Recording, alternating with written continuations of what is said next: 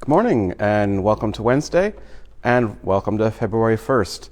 During Black History Month, I want to talk to you about individuals that you might know their names, like, yeah, but what did they do?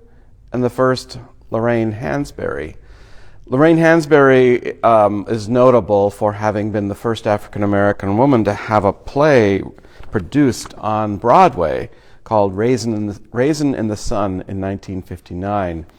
You know, she used that phrase from a Langston Hughes poem that you may be more familiar with. This beautiful, what happens to a dream deferred? Does it dry up like a raisin in the sun, or fester like a sore and then run? It's a powerful, powerful piece. So Lorraine was born in 1930, and when she was 8 years old, her parents moved to a segregated neighborhood in Chicago, which effectively desegregated it, except that it was a restricted neighborhood. It had a whites-only covenant, and they were the victims of racist mobs, as they expected they would be, but they would not move until a court ordered them to. And then took that case all the way to the Supreme Court, where the Supreme Court ruled that those restrictive covenants were illegal.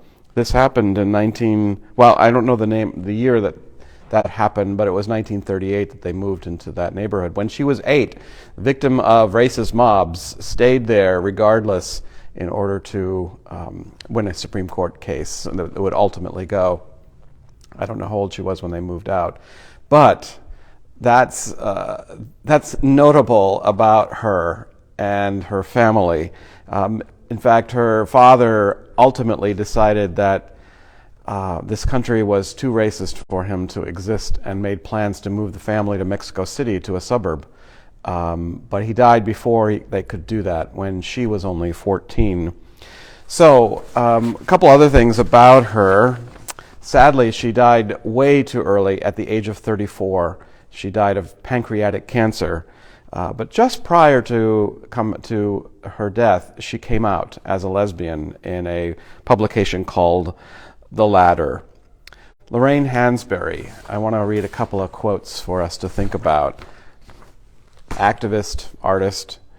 She said, "All art is ultimately social, some which agitates, and some that prepares the mind for slumber." That's a powerful line. And she also said, I care about it all. It takes too much energy not to care." We might hear that and think, wait, doesn't it take more energy to care? Well, she's saying it takes more energy not to care, and that's certainly something to ponder.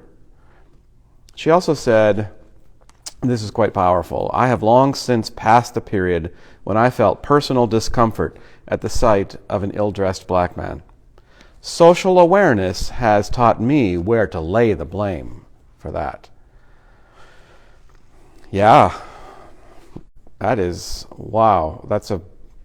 Thank you, Lorraine Hansberry, for your life and witness on behalf of all of us. And with that, gratitude for her life, and I hope you all have a grateful day. Bye.